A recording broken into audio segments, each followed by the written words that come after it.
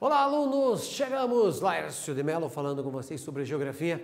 Francis, dá um oi aí para todo mundo. Diga aqui, caprichem para aprenderem mais. Combinado? Olha só, nossa aula de hoje. Presta bem atenção no título, por favor. Indicadores econômicos e sociais. Nosso objetivo é compreender os critérios de avaliação e como eles são desenvolvidos utilizando dados demográficos. Por favor, guarda essa ideia. Pensa assim, eu tenho que decorar todas as tabelas que existem no meu livro didático? Não. Eu preciso saber todos os mapas de cor do meu livro didático? Não. Mas eu tenho que saber ler. Eu não preciso saber de todos os verbos de cor, mas eu tenho que saber conjugar. Eu não preciso saber todas as fórmulas de cor, mas eu preciso saber aplicar. No caso da matemática, estou dando exemplos, estou fazendo analogias. No caso dos indicadores, a sacada do aluno é saber ler. Vocês que estão no segundo ano, desenvolvendo esta habilidade de leituras, de indicadores, você vai se dar muito bem. Faz um teste rápido e veja as provas antigas do Enem e das universidades federais. Quantos indicadores são postos ali? Nenhum deles cobrava memorização, nenhum deles cobrava decoreba, mas sim a habilidade de ler. E é isso que nós vamos provocá-los agora. Olha só, taxa de mortalidade, expectativa de vida, mortalidade infantil, analfabetismo, PIB, PIB não, renda nacional bruta, né, renda per capita, e eu já conto o que é isso na sequência, saúde, condições médico-sanitárias e IDH. Vamos comentando sobre cada um desses pontos conforme eu for desenvolvendo aqui. Quem que em tese desenvolve esses indicadores? Uma boa parte deles é o Instituto Brasileiro de Geografia e Estatística. Já falo mais sobre isso. Vamos só ver uma questão aqui que é, digamos assim, teórica. Eu tenho que decorar isso? Não, mas eu preciso entender a ideia. Síntese de indicadores sociais, SIS, o que é? O que ele faz? Analisa a qualidade de vida e os níveis de bem-estar das pessoas, das famílias e grupos populacionais. Vou dar um exemplo. Imagine que chega, esse ano teve um problema, né? Mas teria que estar acontecendo o censo. O agente censitário chega até a sua casa e lá ele questiona: qual o tamanho da casa? Vamos supor, 100 metros. Quantos quartos? Sei lá, 3 quartos. E ele questiona quantos banheiros. O que ele quer saber quantos banheiros tem na minha casa? Parece uma pergunta, mas não é. O número de banheiros é um indicador importante de saúde. Sim, é o fato de nós termos banheiro como temos hoje, melhorou a saúde das pessoas. Então não é banal. Para a saúde isto é importante, porque o número de banheiro indica a questão dos vasos sanitários, o número de torneiras, e isso colabora muito, muito mesmo para a saúde. Sabe aquela frase que aparece banal e as pessoas usam às vezes de maneira errada? Que para cada dólar que você investe em saneamento básico, você economiza 5 em hospitais? Está relacionado ao número de banheiros que as pessoas têm em casa. Então, para dar continuidade aí ao texto, né, as pessoas, as famílias e os grupos populacionais. A efetivação de direitos humanos e sociais, bem como o quê? Acesso a diferentes serviços, que pode ser a questão da água tratada, bens e oportunidades por meio do quê? De indicadores que visam contemplar de maneira heterogênea para todos da sociedade brasileira, no caso, né, sobre a perspectiva da desigualdade. Quanto mais serviços as pessoas têm, exemplo, água e esgoto, melhora muito. O Brasil tem um problema sério. Praticamente metade da população, 50%, não tem acesso. A coisa é variável. Tem lugares com mais e lugares com menos acesso à média, dá essa 50%. Seguindo, a síntese dos indicadores sociais teve início em 98, é muito recente. Esses dados são, olha, não tem escala para nós conseguirmos informações mais concretas, mas pelo menos existem, precisamos nos dedicar e entender que é por meio deles que você consegue fazer projeções. Sua origem remonta o que? A publicação de indicadores sociais lá de 79, também do IBGE, que rompendo com a hegemonia dos indicadores econômicos para estes fins. Como assim rompendo com a questão dos indicadores econômicos? Falava-se em PIB, Produto Interno Bruto. O que é o Produto Interno Bruto? A soma do dinheiro do teu pai, da tua mãe, do teu avô, de todas as pessoas que convivem com você, a soma do meu salário, de todo mundo, no final do ano dá um PIB. Exemplo, no ano de 2020, ficou para o dia 30 de junho a entrega do imposto de renda. Quando todos entregam um imposto de renda, por meio, é claro, digital, o governo faz uma conta. Quantos bilhões se entregou? E daí, dessa forma, consegue saber qual é o tamanho do produto interno bruto da população brasileira. Claro, as pessoas entregam e as indústrias também entregam. Cada um num momento, mas o governo faz essa conta por meio da Receita Federal. E daí, dividia-se o PIB entre todas as pessoas. Dava o quê? A renda per capita. O que é a renda per capita? Per capita, do latim, por cabeça. Dava uma média de quantos ganhavam. Daí tem o cara que ganha 100 mil, o cara que ganha 500. Soma os dois e divide por 2, não vai, a média está irregular. Precisou criar outros dados, combinado? Então, avançou-se a posição de um novo escopo de avaliação nas condições de vida da população, contemplando o quê?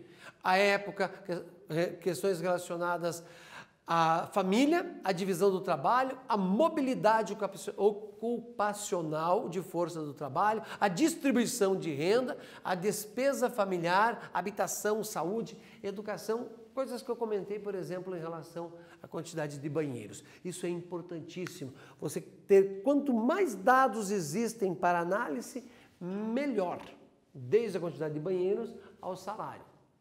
E claro, expectativa de vida, quantos anos estudou e assim por diante. Olha só, preciso decorar esse gráfico que está aqui na tela? Não, mas eu preciso saber ler. O que significa? Ó, temos mulheres, homens e o conjunto, né? Todos. A gente percebe que tem diferença entre homens e mulheres e o gráfico do todos fica no meio, a linha do todos fica no meio, né? Expectativa de vida ao nascer. Veja, esse dado é importante, eu saber que as mulheres vivem mais do que os homens. Por que as mulheres vivem mais do que os homens? Além das mulheres começarem a se cuidar mais cedo, cuidado mais cedo com a saúde, as mulheres têm menos, por exemplo, envolvimento com tráfico de drogas. As mulheres aprendem a dirigir mais cedo. A rapaziada já fica brava. Como assim? Quando eu falo numa sala presencial. Como? O professor está falando que as mulheres sabem dirigir mais do que os homens? Fato. Um exemplo que eu dou. Pega um menino de 18 anos e uma menina de 18 anos. Os dois com o mesmo automóvel, compraram no mesmo lugar, o mesmo valor. Coloca os dois na mesma empresa que faz seguro. Se o da menina custar 10, o do rapaz vai custar 13, 14.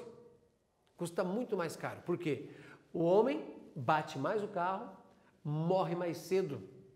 Automaticamente ele dá mais danos e usa mais o seguro, por isso que o seguro do homem é mais caro. Isso significa o quê? Que nós, homens, não sabemos dirigir antes dos 30, porque só depois dos 30 que vai melhorar o nosso seguro, vai cair o preço.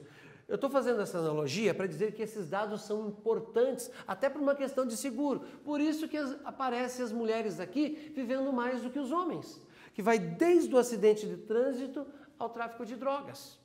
Perfeito? E daí deu essa média de vida de 76 anos.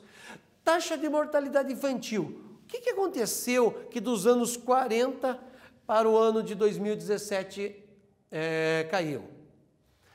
Veja, não resolve eu decorar, como eu disse, o gráfico, mas eu tenho que entender que dos anos 40 para cá, Teve o êxodo rural. O êxodo rural, tivemos mais acesso à água, tivemos mais acesso a hospitais. Avanços da medicina, diminuiu a mortalidade infantil. E agora, o que é mortalidade infantil? Tem que saber qual é o critério. Toda criança que morre com menos de 1 ano, entende-se como mortalidade infantil. Ah, morreu com 1 ano e meio, entra numa outra categoria. Quer dizer que se morreu com menos de 1 ano, precisa olhar outras informações. Por exemplo, o que aconteceu durante a gravidez da mulher? Ela tinha acesso a um posto de saúde? Ela tinha acesso a todos os exames pré-natal? Veja, tudo isso é fundamental para quem? Para que o governo, entenda o governo não uma pessoa, não uma personalidade. Entenda o governo, a estrutura do nosso país, que no município são os vereadores e o prefeito, no estado é o governador e os deputados estaduais e até chegar na esfera federal, que tem os deputados federais e os senadores, além do presidente. E claro, o Poder Judiciário também pode entrar nessa. Tudo isso possa ter um projeto para pensar o país, porque sem as pessoas o país não existe. Vamos lá. Para vocês pensarem aqui numa questão, veja o que diz. Em 2010, o IBGE realizou o Censo Demográfico Brasileiro, cuja aferição total foi concluída em 2012. A partir dessa pesquisa foi possível concluir que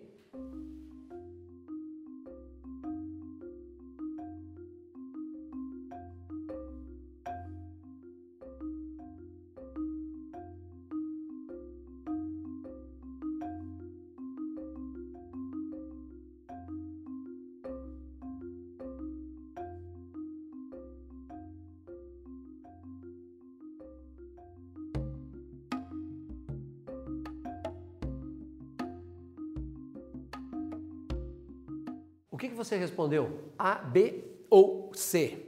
Olha só, conferindo. Houve um efeito combinado na redução dos níveis de fecundidade e mortalidade e aumento da expectativa de vida. Essa informação que está nesse quiz, você deve internalizá-la. Você vai usar sempre. Você pode até estar redigindo, desenvolvendo uma redação e fazer a seguinte afirmação. Segundo o IBGE, com os dados do censo de 2010, a população brasileira reduziu a fecundidade e aumentou a expectativa de vida. Portanto, isto faz com que ainda a população continue crescendo em números, mesmo que tenha menos nascimentos. Você pode concluir a seguinte ideia, olhando simplesmente para esta informação. Veja, 4 filhos, casal. Quando o casal morre, em tese, só teve aumento de 2. Estou simplificando aqui uma questão matemática, tá? 3 filhos, casal. Se morreu o casal, só teve crescimento de 1. Agora, a partir de 2010, a gente já percebe que não existe mais casal e 2 filhos. Já é menos de 1 filho por casal. Aí você me pergunta, como é que é? Tem um filho pela metade? Claro que não. Pense, 3 mulheres. 1, 2, 3. A primeira tem um filho, a segunda tem um filho, a terceira não tem nenhum filho. Ou seja, são 2 filhos em 3 mulheres. Soma os 2 filhos e divide por 3. Não deu um filho por mulher. Não significa que está pela metade. É questão de ser a média. Então, quando você olha aquela projeção e diz que o Brasil hoje, a média por mulher é menos de 2 filhos, é a média. E só vale mulher. Não estamos falando agora, nesse caso, em casal, certo? A fecundidade está relacionada à mulher. Muito bem, sigamos. Educação, taxa de analfabetismo das pessoas de 15 anos ou mais. Olha, por que 15 anos ou mais? Isso é importante. Se o cara chega com 15 anos ou mais analfabeto, ou analfabeto funcional, houve um erro governamental tremendo que nós precisamos corrigir e não deixar que ele se amplie lá na frente. Mas percebe-se que o Brasil tem uma queda, né? Tanto nas mulheres quanto nos homens, tem uma queda. Você pode questionar se esta queda que você está olhando nesse gráfico, ela é grande, pequena ou média. mas tem uma queda. Isso é importante. Pode não ser aquilo que nós gostaríamos. Farei uma ressalva. IBGE tem que ser uma bíblia para você. Quem está no ensino médio, seja primeiro, segundo ou terceiro, tem que consultar o IBGE pelo menos 2 vezes por semana, como se consultasse um jornal. Abre aspas aí, dá uma googada lá, ibge.gov.br ou só ibge.gov. Você vai abrir essa página e vai aprender muito. Porque se você fizer o que eu estou te falando agora, olhar as provas passadas de qualquer federal, de qualquer Enem, o número de vezes que eles citam o IBGE. Se você ler a informação na fonte, mas no começo eu não estou entendendo nada. Aos poucos, se você insistir, você aperfeiçoa a tua capacidade de interpretação. Olha só, esperança de vida ao nascer. Note que isso aqui complementa aquele quiz. A esperança de vida vem aumentando ao longo do tempo. E vai se aumentando, na realidade dá para a gente contar mês a mês a expectativa de vida. Se você procurar também o gráfico do IBGE, ele tem um contador automático do que está acontecendo em cada instante com a população brasileira e a expectativa de vida. Mais um para nós pensarmos. Sobre a taxa de natalidade e mortalidade. Marque verdadeiro para as proposições verdadeiras e falsa para as proposições falsas. Sua vez, vai lá.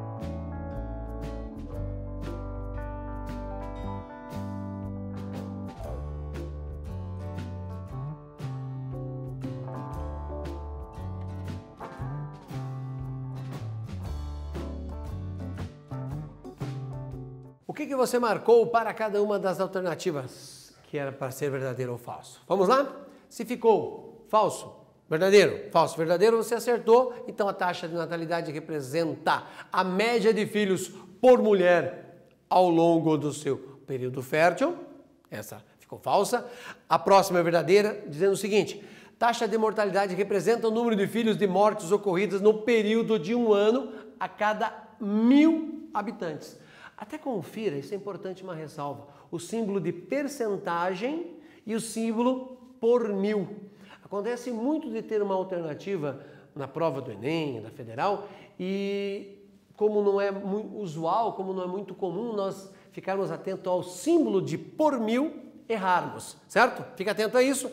E a próxima, ela ficou falsa porque a taxa de natalidade infantil representa o número de crianças que morreram até completar 10 anos. Só isso já pulou, né? Calculando até 1000 crianças. Calculado, né? E a última ficou verdadeira porque o crescimento vegetativo representa a diferença da natalidade e da mortalidade. Perfeito. Nasceram 10, morreram 9, e assim você vai fazendo a conta. Pode ser negativo, tá? Nasceram 10, morreram 12. Passa a ter um crescimento negativo na sequência. Claro que depois de um tempo desaparece, mas é possível ser negativo. E é estranho falar crescimento negativo, mas se popularizou e esse termo é usado comumente em dados de economia. Muito bem, desigualdade de gênero. Isso aqui é mais uma informação importantíssima que vocês devem dominar. Devemos dominar com uma questão de cidadania. Inadmissível em pleno século XXI ainda discutirmos isso, mas está lá. IDH, o IDH das mulheres e o IDH dos homens, a esperança de vida das mulheres e a esperança de vida dos homens. Média de anos de estudo dos homens e das mulheres e renda per capita. É muito engraçado isso, né? Isso aqui demonstra um problema sério na questão de gênero. A média de estudo, as mulheres estudam mais. Olha aqui, As mulheres estudam mais, 8,1 ano, os homens 7,6. Mas olha quando você vai para a renda bruta. Os homens produzem menos e ganham mais. Agora, fazendo aquela outra provocação, dirigem mal e colocam a culpa nas mulheres também. Claro que isso é uma provocação e vale a pena isso, a gente pensar até para aprender a respeitar o diferente, certo? O IDH está muito parecido, mas tem uma diferença ali no final. É importante ficar atento a esse detalhe e sempre se perguntar de onde vem esse dado, como que ele foi produzido, para que ele serve. Não preciso decorar, ninguém vai cobrar isso de cor de você, mas como é que eu uso isso numa redação? Questão 1. Elabore um texto sobre a importância de se conhecer indicadores sociais para o estudo demográfico. Se você notar, a aula inteira eu vim comentando sobre essa importância. Que tal fazer um teste agora? Sua vez.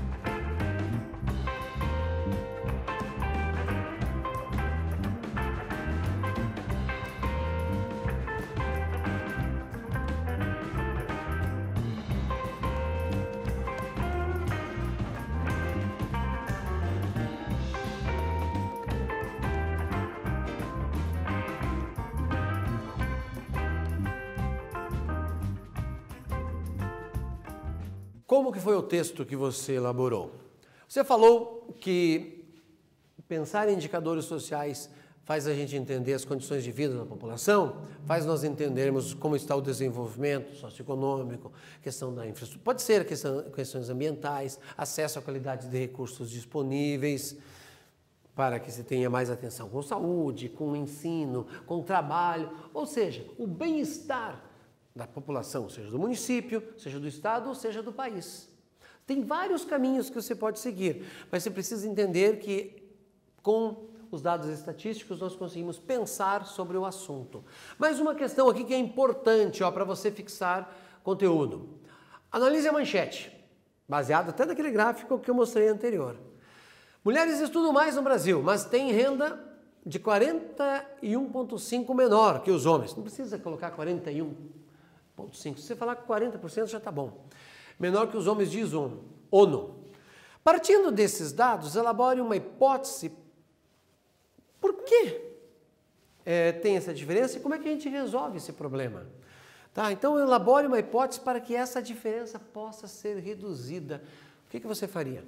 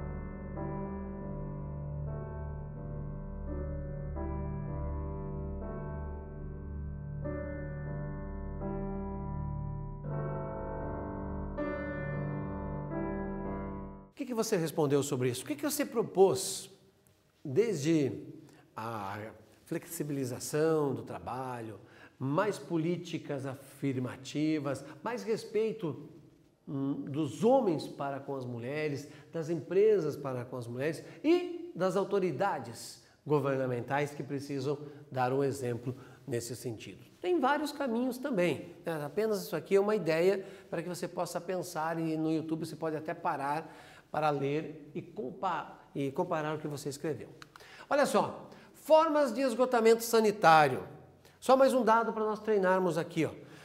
Rede de esgoto, isso aqui diz muito do nosso país. Rede geral ou fossa ligada à rede. Fossa não ligada à rede. E outras formas de esgotamento, né? Esses dados aqui, quando eu paro para analisar, o Brasil no geral, cada uma das regiões, norte, nordeste, sudeste, sul e centro-oeste, a gente percebe que o sudeste tem praticamente 90% de rede geral. É a área do Brasil que tem maior desenvolvimento do ponto de vista de esgoto.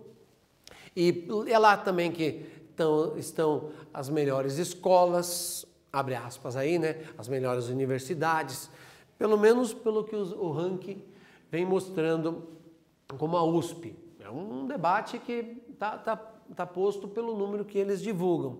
Mas a gente percebe isso. E eles são os que menos têm, quando a gente olha, outras formas de esgotamento, e também os que menos têm aquele esgotamento que não está ligado à rede. Mas em São Paulo está o rio mais poluído do Brasil, que é o Tietê. Por que tem essa contradição? Veja como você pode levantar perguntas em cima disso. Mais um quiz para você pensar. Durante as estações chuvosas aumentam no Brasil o quê? As campanhas de prevenção de dengue, que tem como objetivo a redução e proliferação do Aedes aegypti. Transmissor do quê? Do vírus, da dengue, que provoca, ou melhor, que proposta preventiva poderia ser efetivada para diminuir este problema sério que nós temos? Vamos lá.